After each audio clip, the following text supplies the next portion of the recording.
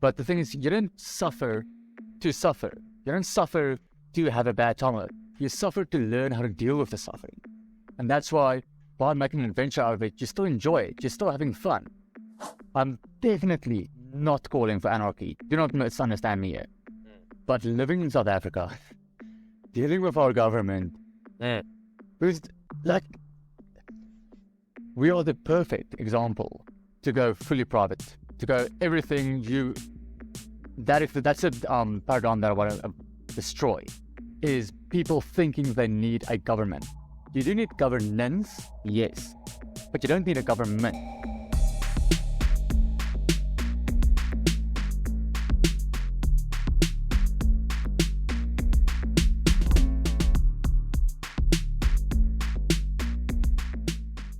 Today we have ourselves a special guest. We have Peaches, PC, whatever I want to call him. He's a good friend from South Africa. I met him last year in November when I went out to this Ritual Discomfort Adventures events that we're going to hear all about. This is actually the second one, which is why I'm actually here in person in good old South Africa. Yeah. So we're going to get to know this guy and see what he's all about.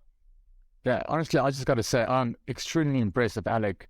Not only coming through the first time, but coming through a second time again and be like, yeah, I'm the type of guy who does this. I'm going to come through.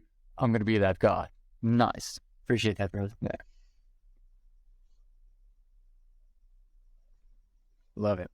Right on. Well, PC, why don't you go ahead and give us a little bit of kind of your background, some things that you think might be. Yeah, so just a quick rundown through. I started with 2 years of computer engineering, and then after that decided it's not for me.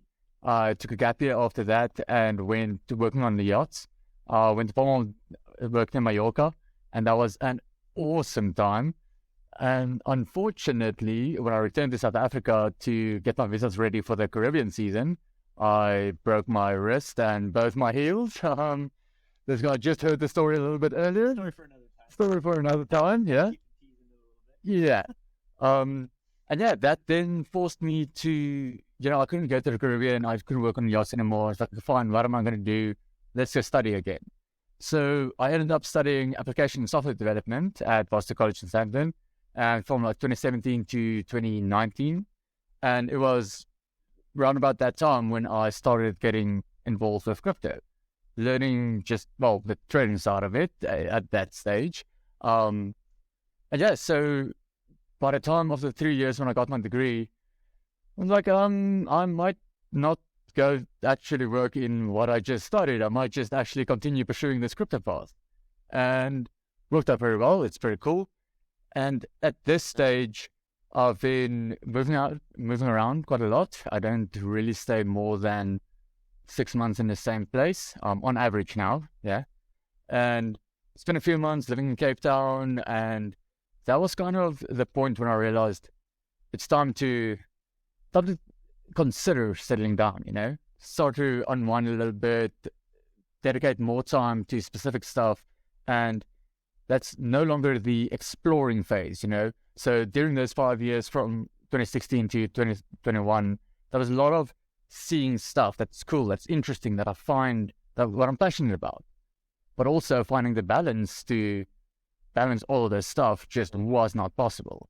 And that was a very cool part for me to be currently where I am now. It's 2 years after. It took me 2 years until 2023 to get a proper grasp on doing one thing at a time.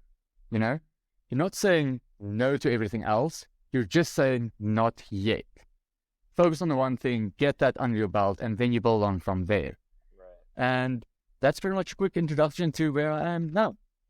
Got that macro and that micro focus. Yeah. So that's actually really interesting because, as I was telling the story with all the guys at the event yesterday, how things, even if you don't think they're happening for you, they always happen for you, not to you. And every kind of setback is really all your upsets are really just setups for things that you're really meant to do. And I was telling everyone the story of very similar one to Peaches, where, broke his heels at his wrist. And I kind of led him down into a separate path and why he's here today. Like that's a pivotal moment. Yeah, And exactly. And like my version of that was getting rejected from like just about all the grad schools I applied to straight out of undergrad at Berkeley, and how that kind of led me to, well, I got to take a gap year so I can try to reapply again. And then through that gap year, I actually discovered and started exploring other things, led me down another rabbit hole of like more personal development, more business, entrepreneurship, things like that, which ultimately led me to meet Taylor, which is the other RDA co-founder, which led me here. So the only reason I'm maybe here in South Africa is because I got rejected from grad school, which led me to take a gap year. So it's I feel like a lot of people will kind of have that kind of story. in the moment it sucks, but you have to wait long enough to actually see how it worked out, and then you get to see why it was a good thing. So it's a good thing to know, first of all, that it did happen, and the next time something bad happens, you don't immediately get mad or get upset or whatever. Like, okay, eventually it's going to make sense. Yeah. Yeah. Hindsight is 2020. But sometimes you just got to trust that, you know? So what exactly is RDA stands for Ritual Discomfort Adventures. And it's pretty much built around the Stoic philosophy of, embracing discomfort, getting yourself out there, getting yourself to do what you wouldn't normally just do on your own. And the ritual side of it as well is to build good habits, to not just do something once and like, wow, this is so good, I feel amazing. You have to do it repetitively. You have to genuinely incorporate it into your life, make it a ritual, do it regularly. And so yeah, we're touching on discomfort where with the Stoic philosophy of you get yourself to do hard things. And being in an environment, being among other guys around you who's like-minded, who's also ambitious, who's really just have the right mindset. You don't just get knocked back on a trivial thing. You put these gentlemen together in an adventure, and you conquer your own fears, and you put yourself out there. For example, with our first event, which was what I mentioned last year in November, we went free diving in Sodwana, and we got guys from like inland South Africa, from Johannesburg, who hadn't even seen the ocean before, right? And they went diving with a shark in the water, and they went for it. They pushed themselves. And it was so cool to have an environment where the guys are allowed to not brag or try to seem cool. You want to impress, but you're among other guys who you want to live up to their expectations and be like, yo, you all get me to push myself and to make me want to be better. There's 100% like the best flavor of accountability in this group. Like there's a reason I'm back a second time, and there's a reason I had zero hesitation about coming back. So just a little more background on RDA as well. Awesome. Yeah. Then I guess I'll finish up real quick. So a little bit of background. PC, he's co-founder, right? Yeah. So my original interaction was with Taylor. He's the other co-founder, and then there's a third one, which hopefully we can get him on as well, Kamo. He's some pretty awesome dude as well. So looking at one of the main men right here. Nice.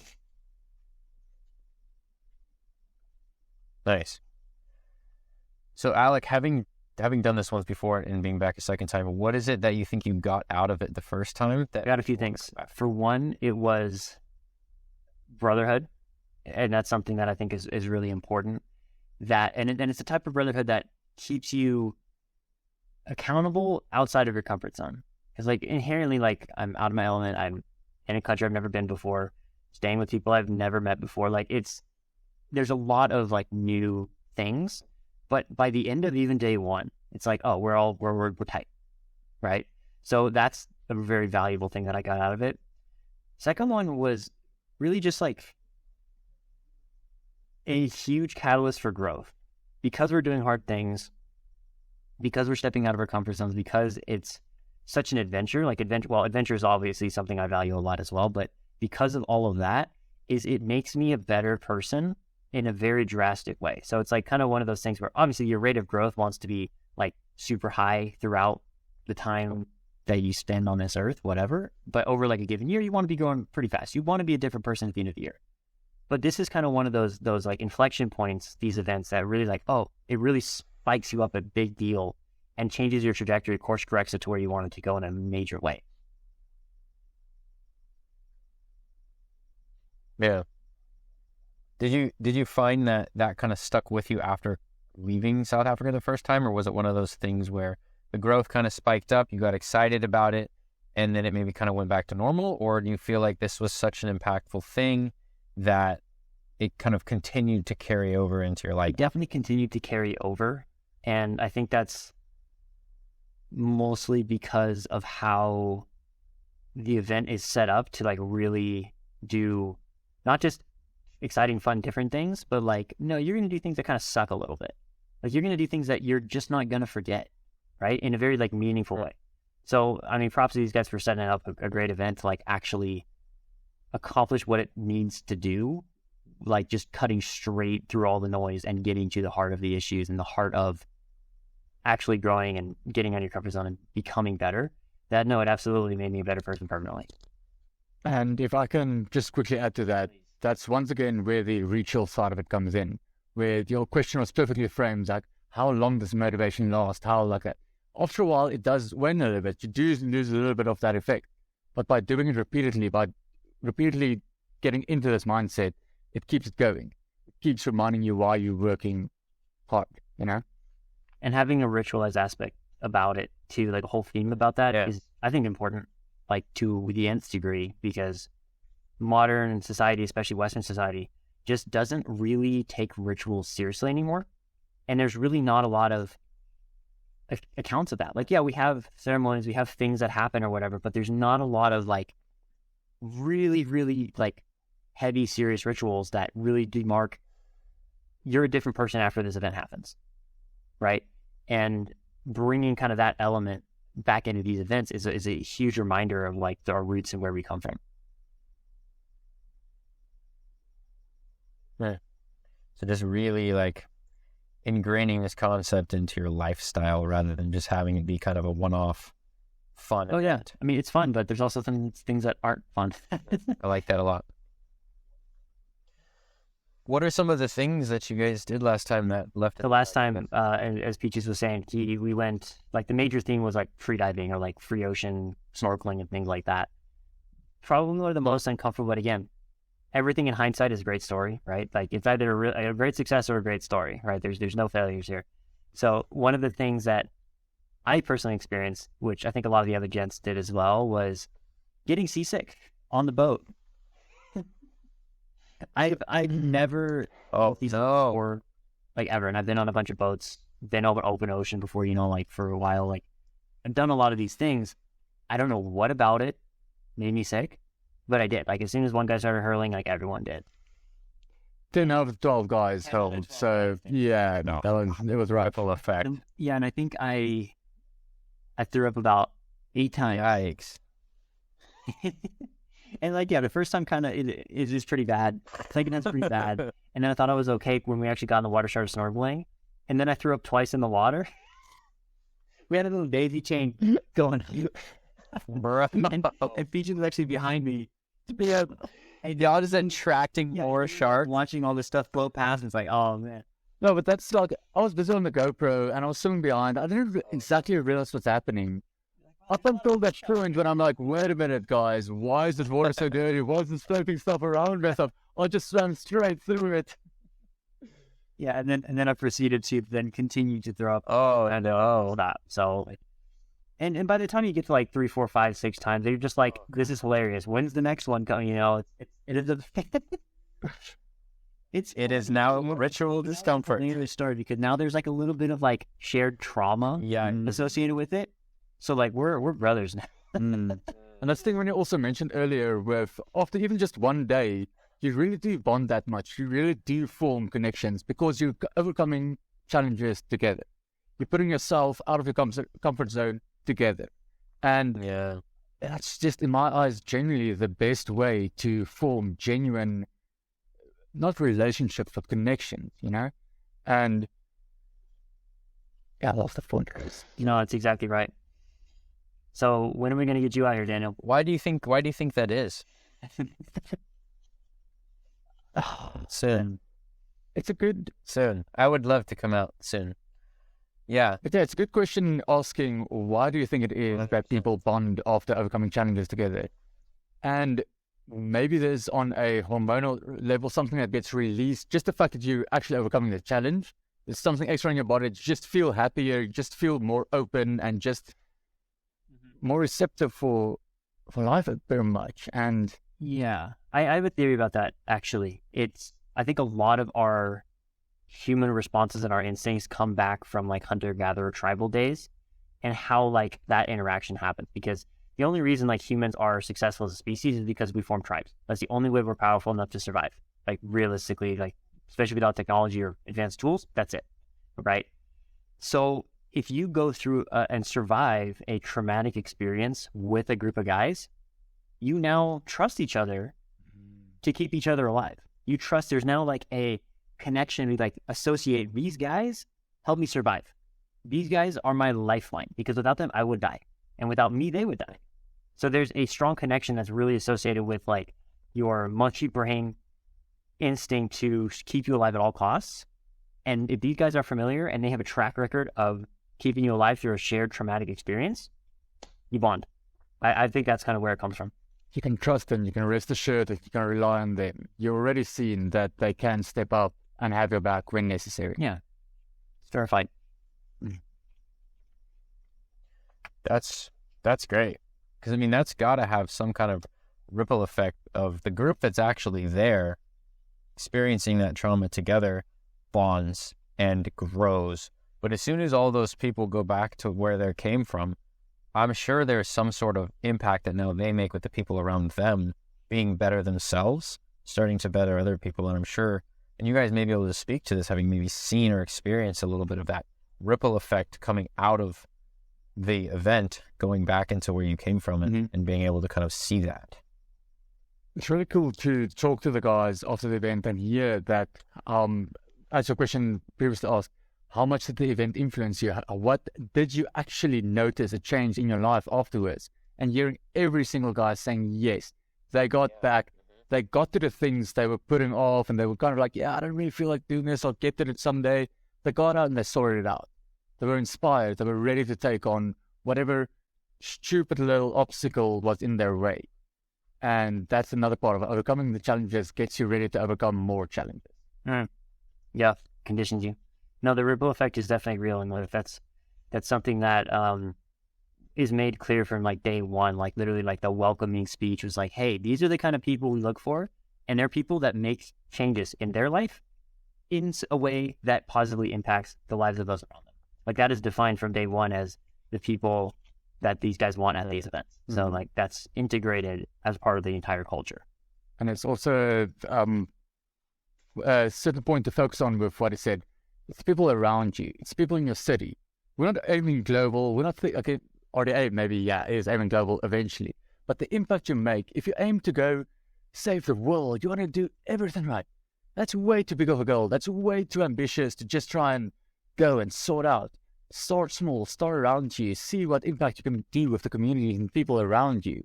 And then from there, if you want to go further, go further. But at least you know you have the power to influence your environment and you can change your environment.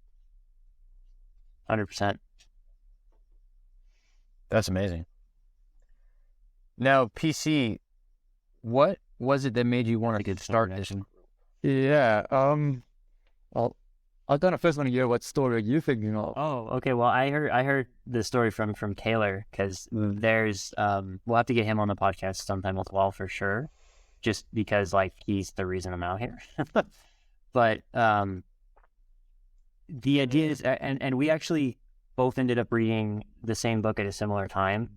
There's a book by Elliot Bisnow. He's the founder of Summit Series. It's like this legendary entrepreneurial summit, like, and the story behind that is crazy. And he goes through it all in his book. It's called Make No Small Plans. And just the title alone, just like it hits hard. It's just like, man, where it kind of calls into question, like, where in my life have I been making small plans?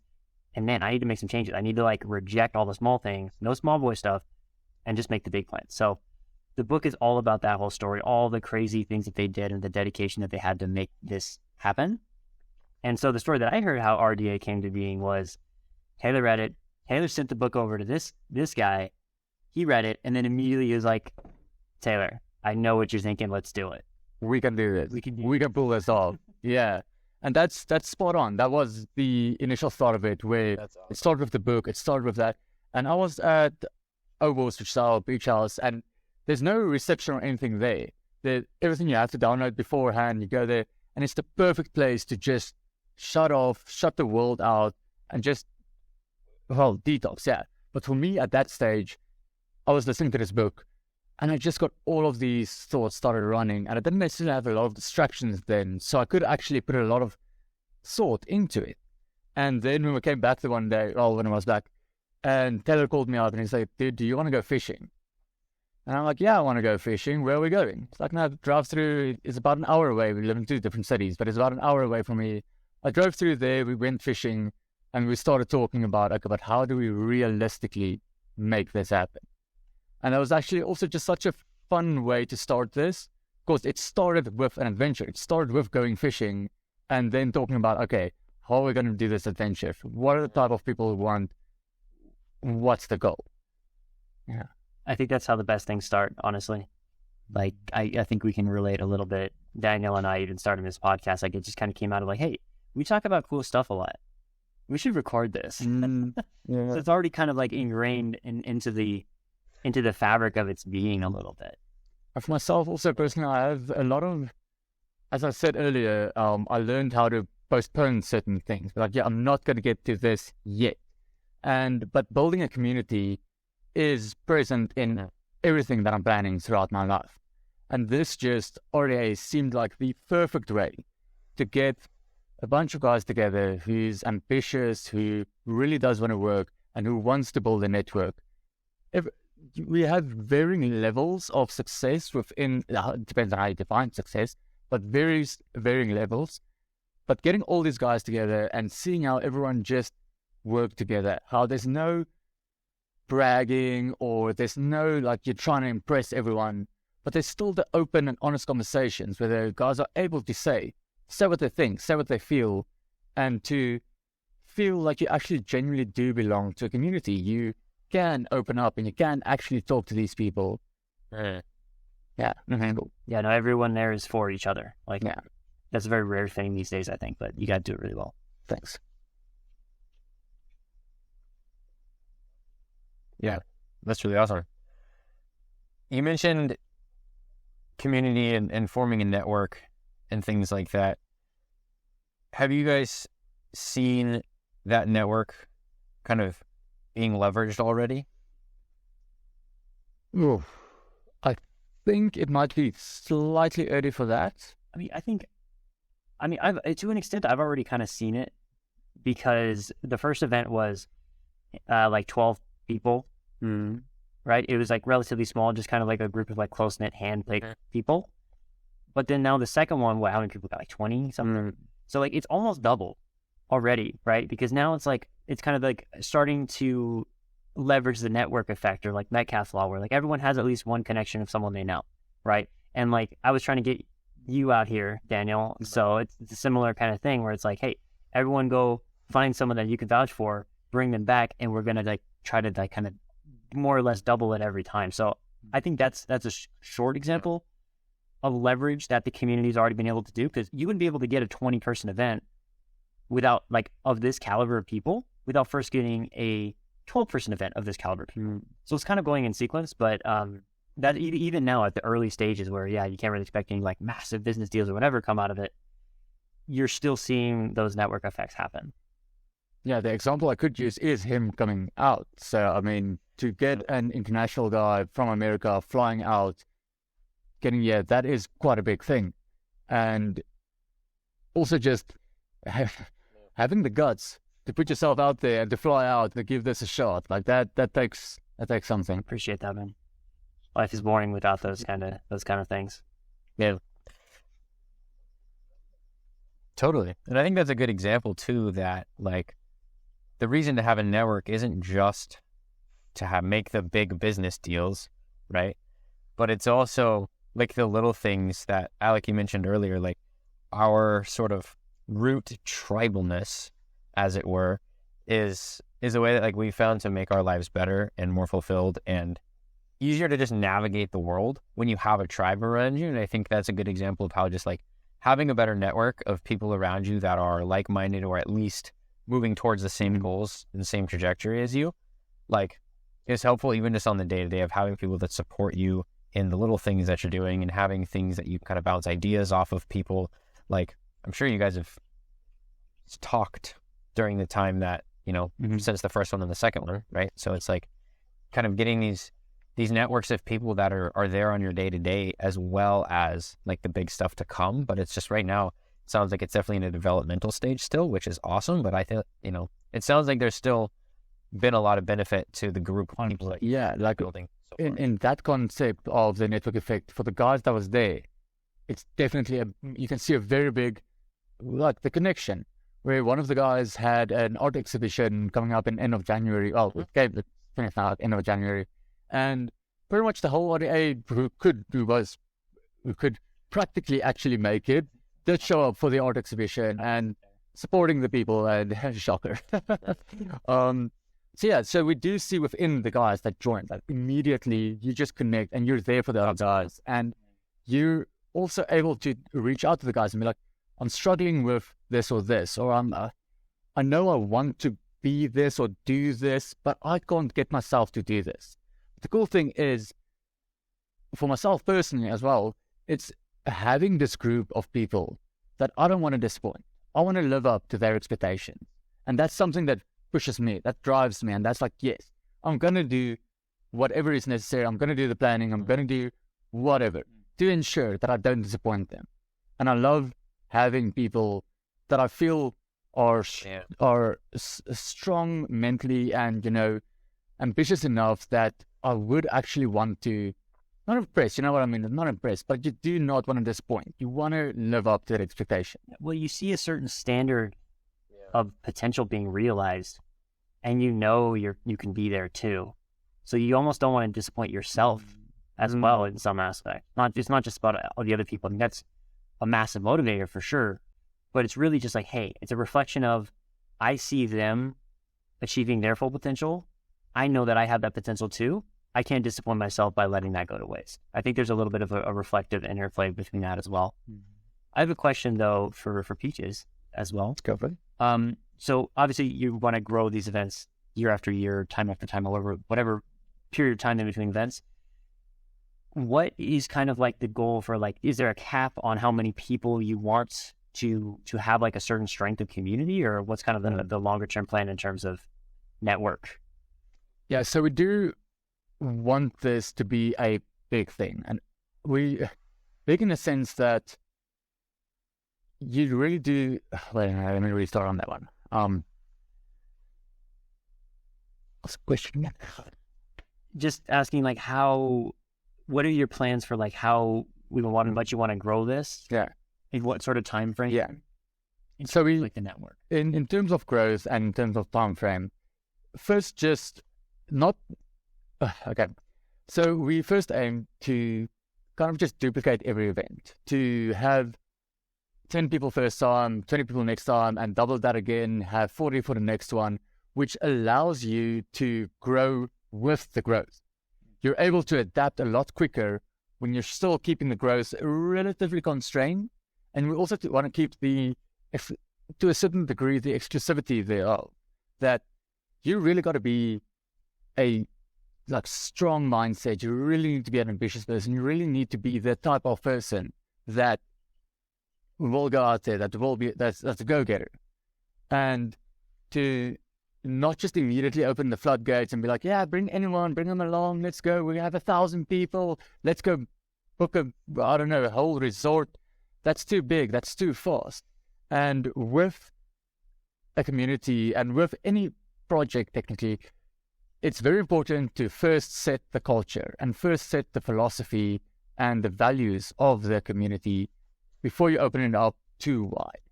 And that's something that we're currently focusing on.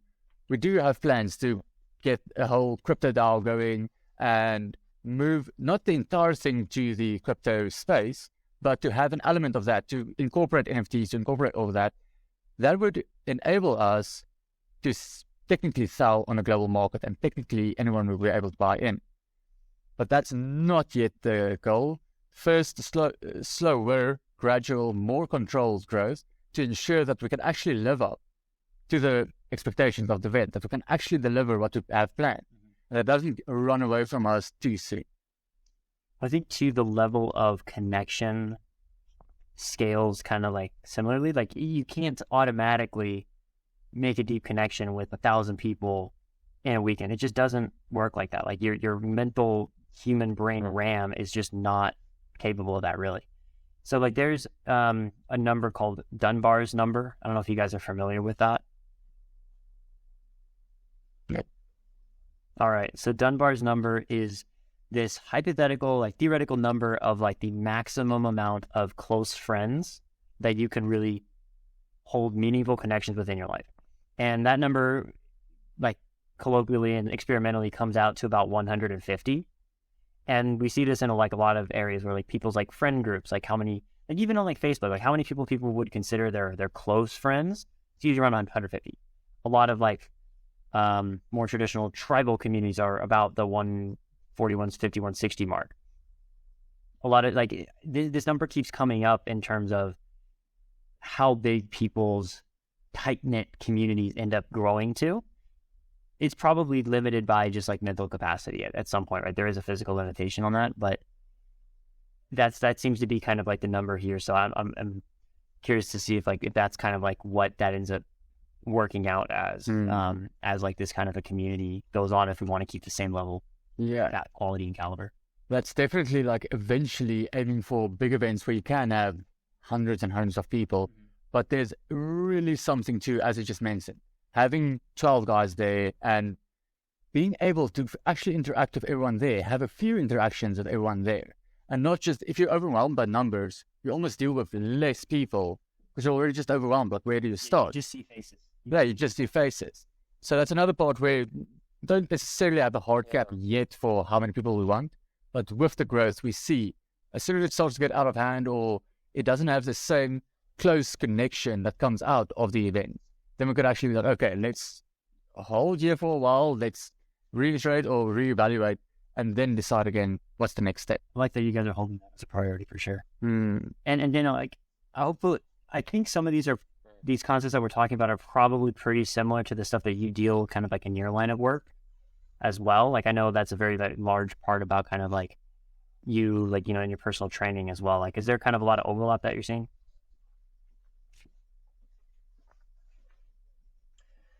100%. Yeah. I mean, running a gym setting is ultimately it's the same thing that you guys are doing. It's just the context is a little bit selling, right? You're sharing a basket group. There is that, you know, that is your product. physical sharpness. Touche. But I think you're creating a community, right? At the end of the day, like you're creating a community that is not only a shared trauma and shared experiences, but a shared goal and a shared trajectory of we are all in this to get better together individually, but also together as a group.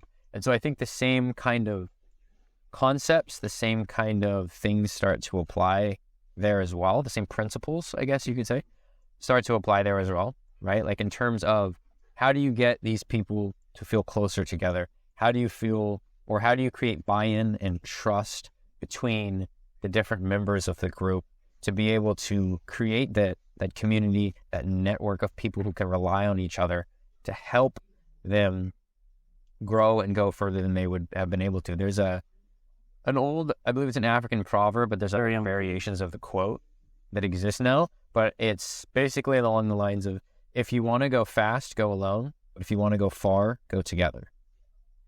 And so it's the idea of you can accomplish a lot more in the long run if you have this community. And so that's the focus in my life currently, in the things that I'm doing. The accountability that comes with the community. Yeah, it scales really well with the community because, you know, you have that castle law basically in effect where you don't just scale linearly, you scale like geometrically, like exponentially basically, because you have all these network connections, because, you know, two people they can only connect in 1 degree. Maybe 3 people, now you have a connection here and a connection here. 4 people, you have connection here, here, here, but also in between all these other ones as well. So the number of connections grows exponentially the more people you add on to it. And I think that's a huge, huge lever to pull in terms of personal growth. Totally. Or any goal, shared goal that you're trying to achieve. Is that's kind of like the more network connections you have, the more that scales. Yeah, that 100%. But then at the same time too, like we're social beings, like we're social creatures. Like it's fun to be in a group that's doing the same thing as you, and it's a lot more enjoyable for most people too. And so that's a big piece of what I find in like the like health and fitness setting is that like consistency is one of the most important things for people to do. And it's hard to be consistent with something that you don't enjoy. And so it's like the community aspect creates a certain level of not only just accountability because other people are expecting things of you and, you know, counting on you, but it's just a lot more enjoyable for people to kind of do things together as a group. Yeah. There's other people doing it. There's other people you can rely on for help and things like that. So I think just the like ability to do it and stick with it and keep it ritual, as it were, is a little bit maybe easier achievable. There's a lot of wisdom in that, because I know a couple of weeks ago we talked about like when you learn how to suffer, you suffer less, and like knowing how to suffer. And like this has also been a very big theme within this particular event as well, because that's what we do, is be uncomfortable here. But I think a part of that I don't know if I've articulated as well right now, but having a community to like suffer the same things as you, it really makes it easier. And it's like, you're right, like if you suffer the same things with a group of people, it's not that bad, right? Beyond just the accountability, it's like, you know, everyone's going through the same thing as you are. So mentally, it's just like makes the acceptance a lot easier if you have a group that's kind of sharing that experience with you, and then you end up suffering less because of it. Yeah, and that's also where the adventure side of it comes in, you know, where Ritual Discomfort Adventures, yes, we do ritually go into discomfortable, like uncomfortable environments. But the thing is, you don't suffer to suffer. You don't suffer to have a bad time. You suffer to learn how to deal with the suffering. And that's why by making an adventure out of it, you still enjoy it. You're still having fun. But you're learning to deal with the suffering, get past that, and then get to the good time, and then just enjoy it. Yeah, it's learning how to enjoy every part of it. I love that. Dude, we better see you at the next one, Dan. I love that. Really got it. We better see you at the next. That's awesome. Yeah. Now it's on the record now. Showing a commitment. So you've been talking a little bit about like the growth so far and kind of growing it into the future and things like that. What is the ultimate goal of RD? Like, what are you hoping to really achieve with this in the end? Like, is I'm going to keep that a little bit a secret. Yeah, Taylor and I, we spoke about this. We're not revealing the actual, like, our big thing. But if you have read Make No Small Plans, it's not exactly the same, but it's big and it's something cool that we want to get to. So, yeah. I might have a little bit of an idea now. Yeah. Good little plug for the book. You're going to have to. fair? Yeah, I have to. Please sponsor. Okay, fair enough. Yeah, so everyone go read the book. Yeah. That's great. Okay, so you guys got some like big fun. Okay. We got big plans. We got, yeah. And that's also the like interesting part working with someone else. Yeah, that obviously you both have their own vision, but both visions are moving in the same direction at least. Mm-hmm. So you're not going to necessarily agree on everything exactly, and you are also going to slightly adjust when necessary as you progress and as you realize how this is evolving. But we also spoke earlier about like having the North Star or having like a compass that at least keeps you on track. You know at least where you want to get out. The exact route doesn't necessarily matter as long as you stay on track and to get to that point. Mm-hmm. Exactly, yeah. And I think that's a fundamental principle as well. With it's more, it's like you don't need to know all the steps, and it's more important to know like, yeah, the trajectory where you're going, that North Star where you want to get to, and then have the toolkit, the decision filters, the principles at play to help you navigate any and all situations that might come up to get you there, because all you're doing is just trying to adjust your trajectory and deal with problems that arise until you eventually get there, right? As long as you're moving forward, as long as things are moving you closer to that North Star goal, you're good to go, right? And there's like a cool little like thought experiment that PC and I actually recorded a short like kind of one-on-one interview a little earlier today as well, and I shared it there, but it's applicable here. So if that ends up on this podcast, you're going to hear it twice. So what? So the idea is like, let's say you have a little robot, and the goal of the robot is to get to that, and it's in a desert, right? So the goal of the robot is to get to that sand dune way over there, right? So like if we have our Sahara Desert up here, robots here, sand dunes up here, whatever. And one way to do it is to map out the entire desert. So you have all the topography of where the sand dunes are, and you feed that into the robot, give it the best optimal GPS course, and say go. Well, what happens 20 minutes later? The sand dunes are now shifted. It's no longer the same geographical map. The robot doesn't know this, and it gets stuck. It's never going to make it, right? So this is what happens when like you make plans given your current scenarios, is it's often not going to work out because things change so often, right?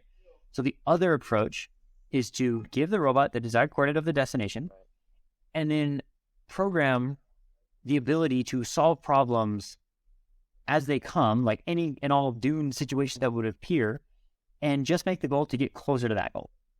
It might not be the fastest, it might not be the most efficient, but it's going to make it there with a reliable level of predictability, because now it can solve the problems as they come in. It can adapt and move and continually adjust and move forward towards that goal, right? So it's just that's I think how you have to think about things, especially when you're going for big goals and longer time horizons on the span of like not just days and months, but years and decades. You have to understand that things are going to change. You cannot plan exactly for it, but you can understand where you want to get to and how to adjust and solve the problems in a way that moves you closer to that goal over time. Yeah. That's really good. As long as you are still moving, you can't lose. You'll get there eventually. As long as you don't stop. As long as you don't give up when there's hurdle, then get to the next book of the obstacle is the way. When you get to the point when you can't go further, when you're stuck, that's the thing you got to solve. That's exactly what you need to do. Don't shy off. Don't stop moving. Don't become passive. Go for it. Learn, adapt, and overcome that. And then you move forward. Exactly. Very wise words. Man, we got 2 book plugs, man. Somebody better sponsor. Because that's ultimately what changes you, what grows you, right? Mm-hmm. Yeah, no, a lot of growth is mostly true. Yeah, and that obstacle that's in your way is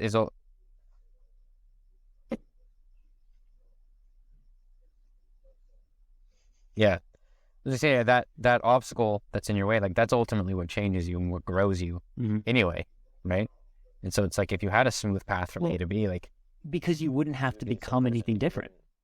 Nothing would never have to become anything different if A to B was simple, right? The obstacle forces you, because the fact that it's an obstacle means you're not ready for it. The fact that it's hard means you're not the person that can overcome that. Yes. The fact or the process of overcoming it is what changes you into becoming a person that can overcome that obstacle. And that is it's required to become that person in order to reach the goal past the obstacle. And if you're not willing to make that change, you will never be able to surpass that obstacle because you're just not ready for it yet. Yeah. Okay, so I'm somebody who wants to grow and wants to get better and achieve his goals. And now I'm starting to understand from you guys that I need to do hard things to kind of stimulate that growth. Should I make everything in my life as hard as possible? Like, should I walk everywhere instead of driving? Should I not use any utensils when I eat? Should I just make everything as hard as possible? That ties into what I said earlier. It's not suffering for the sake of suffering. It's suffering to learn how to overcome suffering.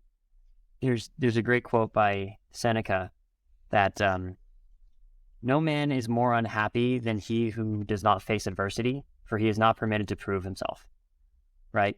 So that kind of implies that the adversity is directed at something. There's some sort of vector directionality to it, and not just suffering for the sake of suffering. Because suffering for the sake of suffering, like, what are you proving yourself for? Like, there's nothing that you're really building or creating out of that. Nothing's really progressing, right? It's just like, sure, there can be value in doing hard things just for doing hard things because you learn how to do hard things.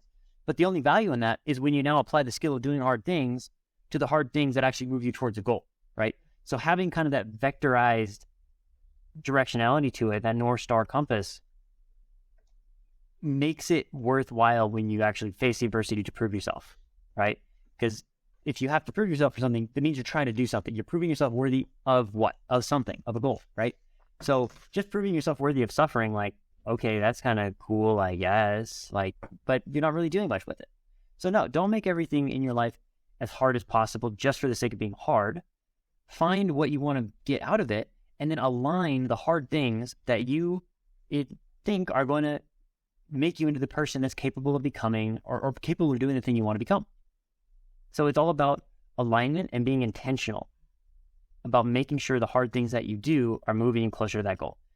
Because again, climbing up a sand dune is hard, but if this dune I need to get to is that way, climbing a sand dune that way ain't going to do it, but it's still hard. And also, if you go to the gym and you want to improve, you want to become fit, you want to do all this, but then you take the elevator and not the stairs. In that sense, yes, do the suffering thing, do the thing that you don't want to do. Because it's in alignment. Because they're aligned, yes. It's in alignment with your goals and what you want to achieve.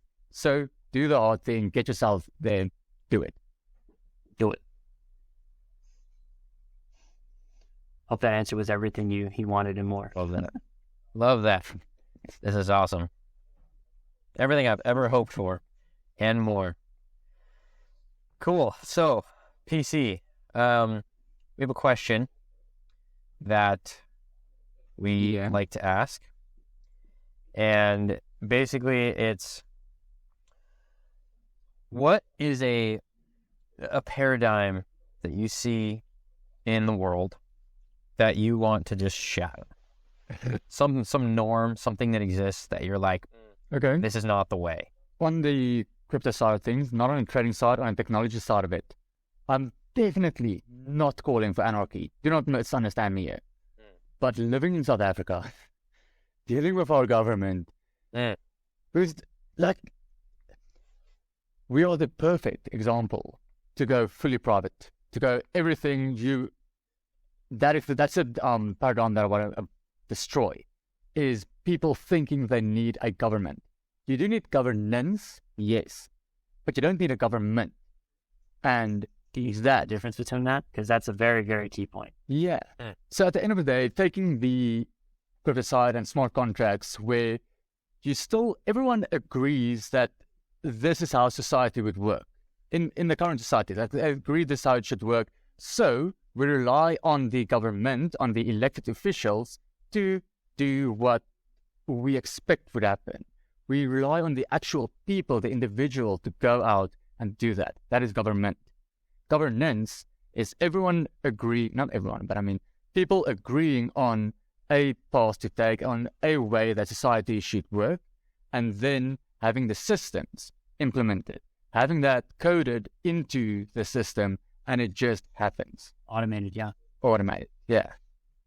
You still need a vote, you still need a say, you still need a way to also maintain order. Once again, not anarchy. We do not want that. We want to bring order to chaos. But to understand the difference between the governance and government. I think it's a fantastic answer. Like, that was kind of not exactly what I was expecting, but I'd be like, whoa, that's actually a really, like, viscerally fascinating answer. Fascinating. Like, I don't know. I've only been here a couple times to South Africa, but I can kind of see what you're talking about. Just like kind of how things are handled, the things that I hear. Like, man, we have this thing called load shedding out here. It's basically like daily power outages, and that's just what people do. It's just how it happens, right? And frankly, that's kind of stupid. And for any kind of developed or even developing nation, it's frankly unacceptable because you can trace it back to the ineptitude of the government, right? So having a governance structure in place that, for example, fixes the power distribution issues, because everyone agree, hey, this is pretty whack, let's fix this, right? You can then implement a system that automatically happens to fix the problem, and then it gets solved without corrupt officials or politicians getting in the way and just lining their own pockets, right? So so it's kind of a way to bypass the chaos out of the illusion of order that comes with government. There really are a few horror stories you can hear about the load shedding and the corruption and what happened to the previous CEO of ESCOM. And if you're interested, look more into it. I'm not going to go into details right now, but that has driven communities to stand up, to be like, okay, we're going to put up solar panels. We're going to go to our councillors and pretty much force them to allow us to feed electricity back into the grid. And okay, we're not getting a big reimbursement for that. You're not going to do it to make money, but at least there's the communities that's standing up and who's standing together and can get to the point where in an automated system, if everyone has solar panels, for example, and one house generates more electricity than it uses, that which get pushed to the grid, they receive money for technically being a good saving community member, not overusing, only using what you actually need. And then those that use more than they can physically generate, it's not necessarily bad. I don't think we should aim to not use any electricity, but then they have to buy the electricity from the other community members. And that's a way to, empower the communities to take control of their own work. It's funny because that's pretty much exactly how solar works in America. Mm-hmm. And like, so I've worked in the industry for a little bit in California, and that's exactly what happens. So it's kind of like a little bit jarring almost to see like, wait, you guys do this, but you don't do this thing that just makes common sense. It's like, yeah, well, politicians are getting in the way. It's like, oh, yeah, okay. So yeah, no, I think that's a pretty good paradigm to shatter. And that's the relevant, very like close to home here. Yeah, that's also on the automation side of it. You can have a program dealing with all of the access to electricity, and you buy more, or you use less, or whatever you do. All of that can be manual. Can be automated. You don't want someone who has to manually go and work out, okay, you use so much. It's just completely inefficient. And I think we've gotten to the point where we see the systems really has merit. It's not necessarily going to take over the world and be all of that, but there is merit to it, even just on the community level. Even if you're just able to operate within your community and lift your community up by implementing these blockchain solutions, that's already a win. Well said. So what then if the government is not in the way that it is now? What is the sort of structure that creates the governance? Is it like groups of the populace, or like how does that kind of structure? How does it exist currently, or what would it look like? Well, maybe how does it exist a little bit currently so people kind of understand your reference point? And then what would the more ideal structure look like so instead? It is extremely hard for me to comment on what it looks like, just because it looks so different throughout the entire country. There's so many different provinces. It all happens. Mm-hmm. It's not like a state that operate independently, but you can clearly pinpoint to, for example, the Western Cape they're led by the opposition party, by the DA, and not the ANC as the rest of the country.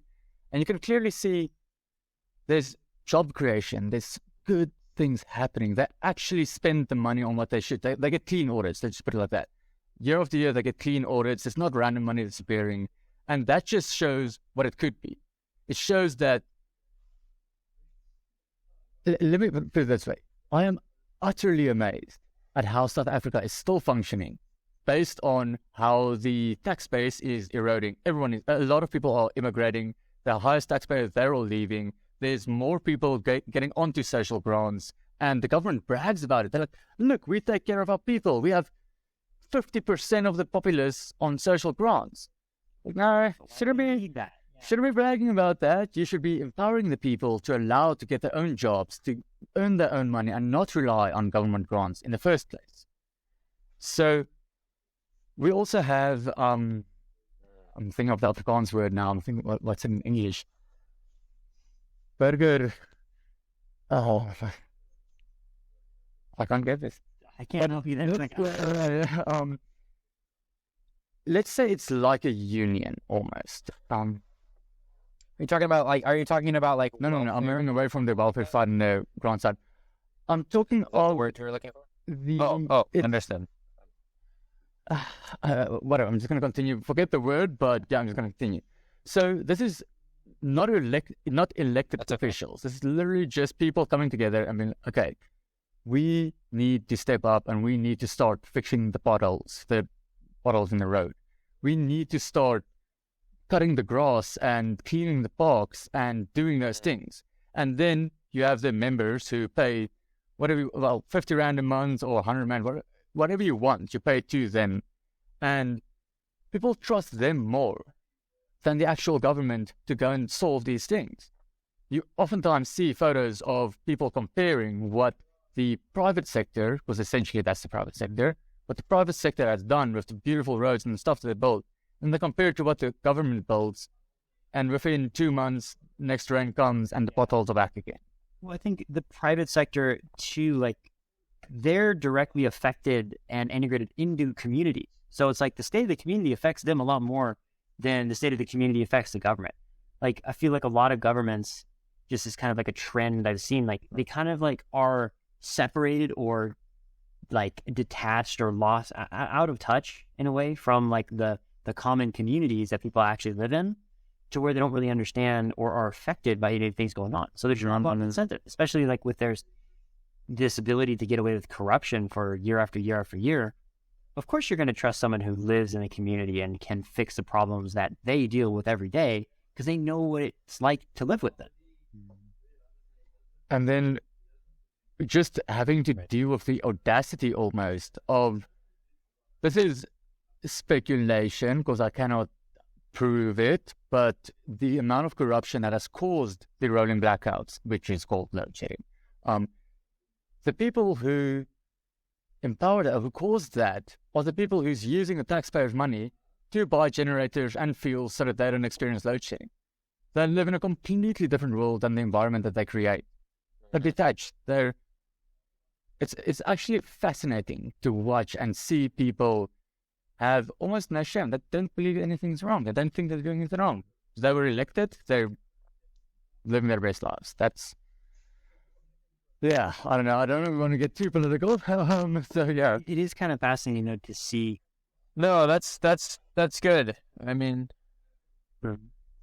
it's fascinating to kind of just see the differences between like America, because like, yeah, the corruption still exists to some extent. It's just a lot of times at a different level, or sometimes not as visible, right? I mean, it obviously still exists. I feel pretty confident saying that. Sometimes it's just like at a different level, right?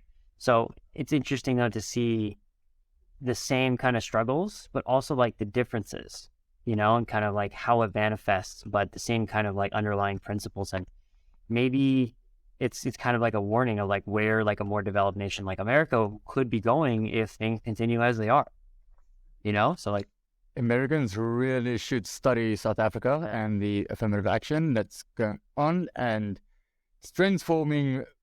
You need to appoint people on merit. Nothing else. You appoint them on merit. Otherwise, we have a pretty good case example to like just being able to clearly define the problem and finding the best solution to the problem and the best person to implement that solution. And it's just being clear, right? And just being, and that really only comes with people experiencing the problem. Like you cannot have the clarity of a problem unless you really understand it. And it's hard to understand it without fully experiencing it. And that's why I think the private sector is so effective, because they're the ones directly linearly impacted by the problems in the community. They experience it, so they understand the problem. They're best able to define the problem, find a solution, and implement the solution. They built up the companies in the first place. They were able to overcome those challenges to get that point. They do know something. If you're a CEO of a big company, you do know something about managing and ensuring that operations run as it should. Yeah, and it is also, I guess, one of the differences, because in America, at least, a lot of people definitely associate, and sometimes this is very true, where like a lot of the big companies in the private sector end up being merged and melded in with the public sector and the politics through like systems of lobbying that we have, which is a freedom of speech kind of thing, and all of these kind of political interactions to advance, like donating to a political party to advance a certain litigation or a certain like law or legal agenda, that push it forward an agenda, right? So yeah. So that kind of stuff can, like, I'm not here to say like private sector is the best all the time, because there are a lot of examples in America where it does kind of bleed over too much back into the public sector. So it's kind of like this weird kind of interplay between those. But I can definitely see how that is a clear next step towards the right sand dune for South Africa.